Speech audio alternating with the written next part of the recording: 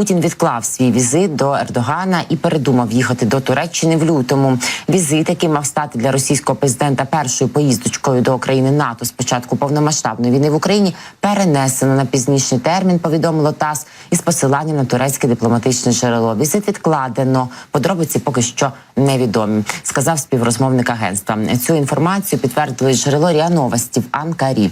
За даними цього джерела, Путін відвідає Туреччину наприкінці квітня, на початку травня. Або ніколи, за моїми даними. У свою чергу журналіст турецької газети Харіет Ханде Фірат написала, що причиною перенесення, мовляв, стали графік виборів у двох країнах та зайнятість. Ну так. Офіційно про дату візиту не повідомлялося, проте джерела Reuters у Туреччині говорили, що він мав відбутися 12 лютого.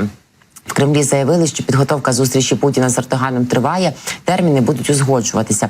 Раніше прес-секретар російського президента Дімка Пісков розповідав, що Путін поїде до Туреччини, покаже, який він великий геополітик, обговорить там газовий хаб та взаєморозрахунки двох країн. Запропонує на банани міняти. Там, до речі, такі цікаві події в Російській Федерації. Вийшло наше інтерв'ю із Ігорем Лівсесом, професором та доктором економічних наук на Ютубі 24. Друзі, ви можете подивитися і просто таки будете в шоці від того, як Росія запроваджує бартери, як Росія тепер свою нафту ладна міняти на банани і квіти з Африки. Ну ось так, ось такі будуть тепер подаруночки на скрепне 8 березня. З Еквадору тюльпани. Тільки будуть вони дуже дорогі, тому росіяни будуть купувати по одному. Вони ж жлоби. Ну а як там на могилки своїм окупантам нести, то і гвоздіки десь не знайдуть. Так от, так, заходьте, будь ласка, дивіться, і про те, до якого краху йде економіка Російської Федерації, впевнено, цікаво буде почути. Безумовно, всі ці питання хотіли обговорити Путін і Ердоган в Туреччині. Торгово-економічні відносини у всіх вимірах обговорюватиметься. Туреччина – наш важливий торговельно-економічний партнер, запевняв сам себе, очевидно, Пісков. Тим часом стало відомо, що Ердоган зібрався вимагати від Путіна нову знижку на газ, бо його там всі обдирають як липку.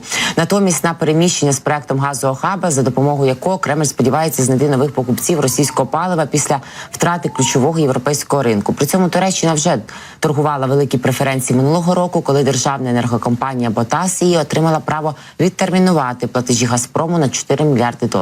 Створення газового хаба в Туреччині Путін анонсував ще 2014 року і повернувся до цієї ідеї після вторгнення до України 2022-го, коли було підірвано північні потоки.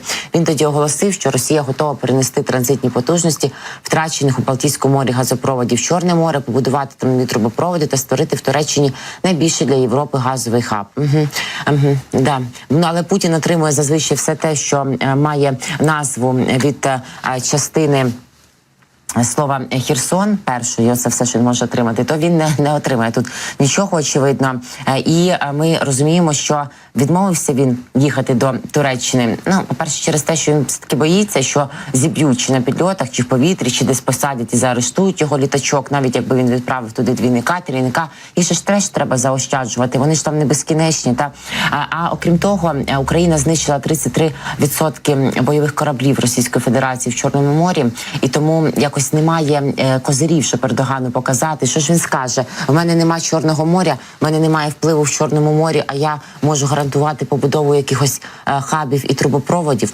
Навряд чи якось вже не зіграє. Ну і що ж, друзі, бачимо, повідомляють мені мої редактори чудові, що Центральна виборча комісія Російської Федерації визнала недійсними 9147 підписів на підтримку Бориса Надєждіна. Ось так вони про це звітують із 104 734 підписів, які Надєждін здав 31 числа, вони визнали 9147 підписів недійсними.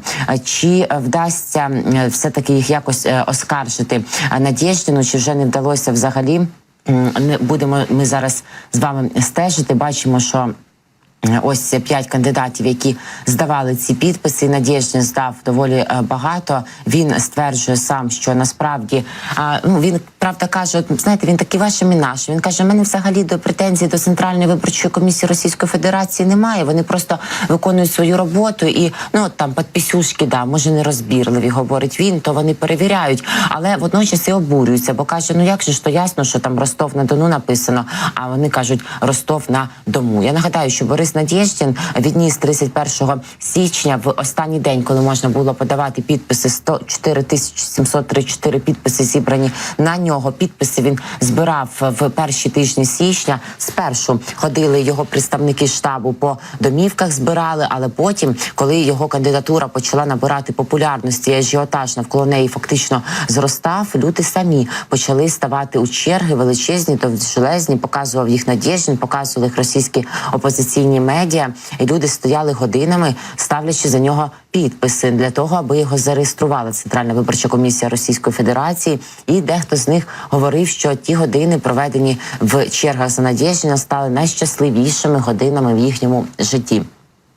Ось так. І сам Надєждін говорив, що в нього рейтинг підтримки 10%, а як бачимо за підрахунками, зокрема, нашого гостя Сергія Жирнова, цей рейтинг може бути значно вищим, тому що він просто таки в динамічній прогресії підвищувався упродовж останніх тижнів. То, каже Сергій Жирнов, може вже 15-20% підтримки, а на загал близько половині росіян Путін уже отут по горлу. Просто набрид, він сам собі, напевно, набрид, але що то вкакаюся, але не покорюся.